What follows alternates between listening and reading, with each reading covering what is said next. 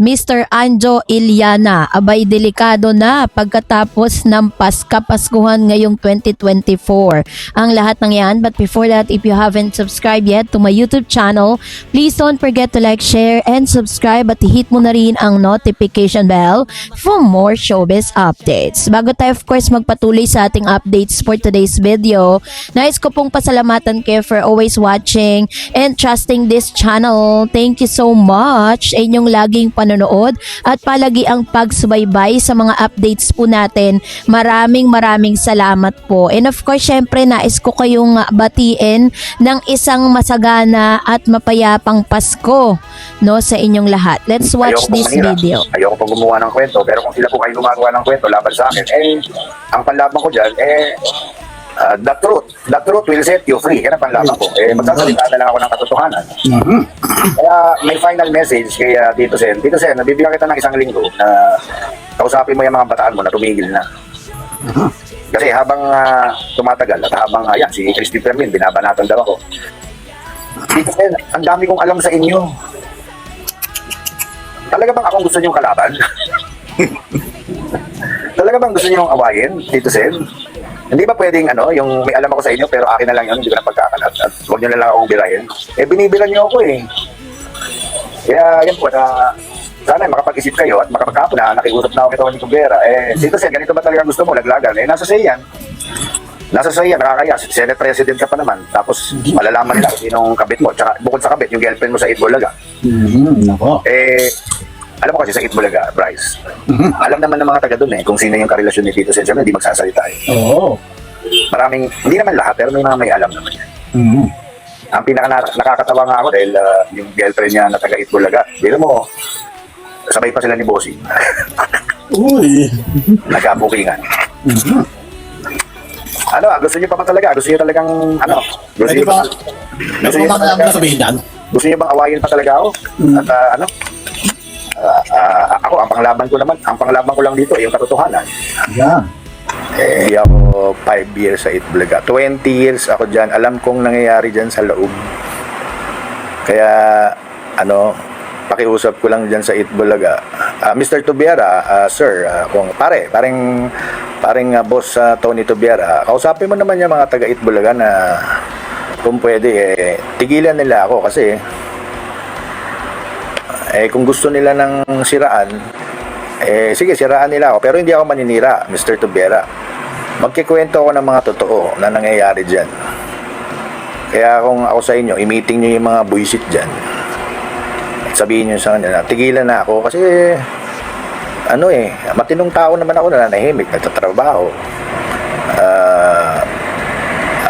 Meron akong vlog ngayon, pasok sila ng pasok dito kung ano sinasabi. Na-trace ko po, Mr. Tubiara.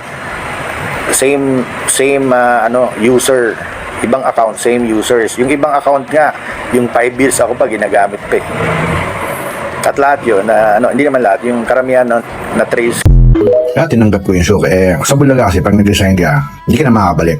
Oo. Magbigay ka ng nag-resign dyan, nakabalik na, wala pa doon. Oo, Nag-moist na naman yung salamin ko.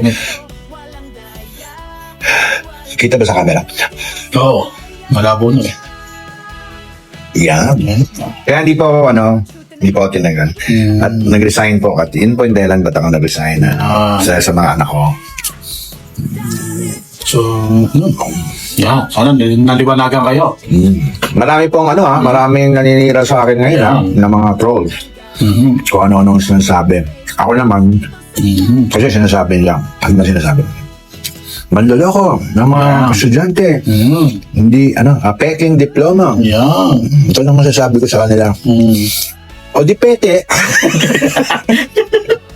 O di peke na. O di peke.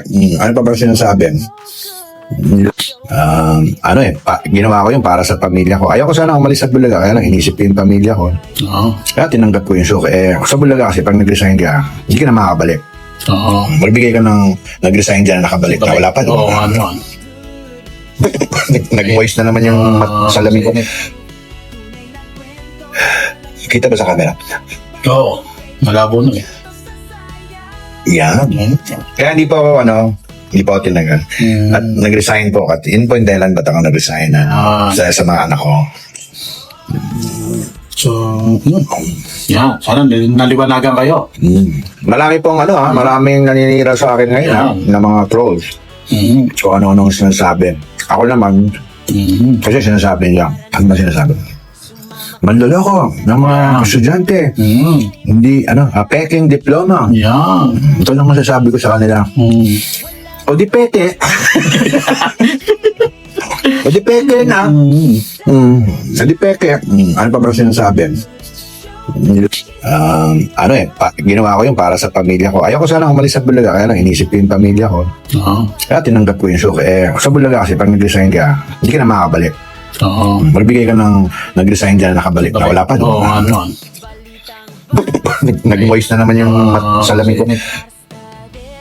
Sa episode na inilabas ni Manay Christy Permin sa kanyang Showbiz Now ay sinabi nito na mapuso pa rin ang TVJ at ang Dabber Cats dahil Anjo pinagpasko muna bago po kasuhan, which means ay talagang nakaamba na po yung kaso para kay Mr. Anjo. Panoorin natin. Pero mamamadali. Alam mo naman ang TVJ, di ba? Alam naman ang pakiramdam ng magpapasko. Tsaka may pamilya. Yes. Di ba? Pakiramdam. Kasi po, mga kachika, yung pong mga demandang ihahain ng Tito Vic and Joey, ng Itbulaga at ng mga Dabber Cats laban kay Anjo Iliana. Ano-ano mga kaso ito? Cyber libel. Defamation. At slander. Ipagpapabagong taon na po. Matapos ang selebrasyon natin ng Pasko at Bagong Taon, saka pa lamang po nila isasampa ang mga kaso. Di ba? Ang ganda ng ganong At saka sa desisyon. pagkakataong ganyan, may pag-asa pa eh. May binibigyan pa rin siya ng hope. May ayos. Alam mo, may mga bagay-bagay pang pwede pa eh. Di ba, nanay? Yun ang sinasabi ng marami. Pero mas marami ang nagsasabi na wala nang pwede pang ayusin dito dahil sa tindi ng mga binitiwan niyang salita laban sa kanyang mga dating kasama at kaibigan. Wala hindi po pwede. Kasi sinasabi nila damage has been done kaya tuloy-tuloy Totoo na yan. Damages have been done nga ito eh.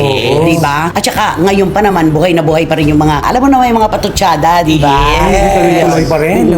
Si Henyo Joey De Leon namigay ng painting sa ating mga kababayan.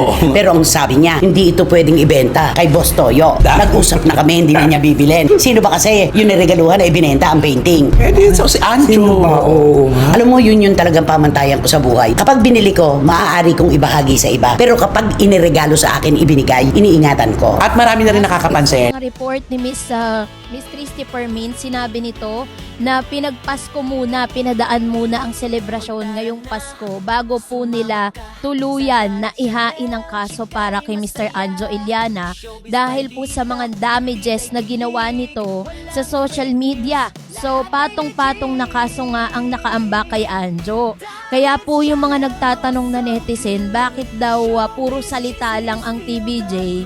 Ba't hindi pa daw ginagawa yung parang sanction para kay Anjo sa paninira nito sa Itbulaga management at the same time sa ilang mga host po ng Itbulaga? Yun po ang katanungan ng marami. Bakit daw hanggang ngayon wala pang siniserve na ano pa mang kaso at hindi pa rin po ito napapabalita? According to Manay Christy Permin, ay mas minabuti po ng TVJ na i-delay yung kanila pong isasampang kaso para kay Anjo Iliana dahil maaaring may mga bagay silang kinukonsidera. Number one, syempre magse-celebrate ng Kapaskuhan.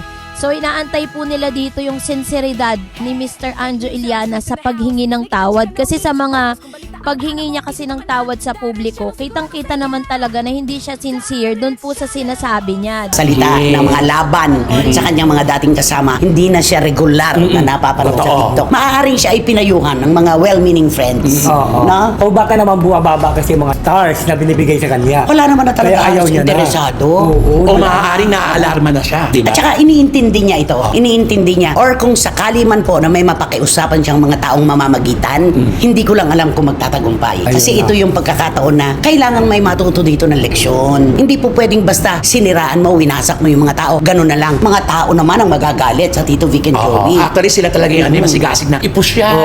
Ituloy nyo yan.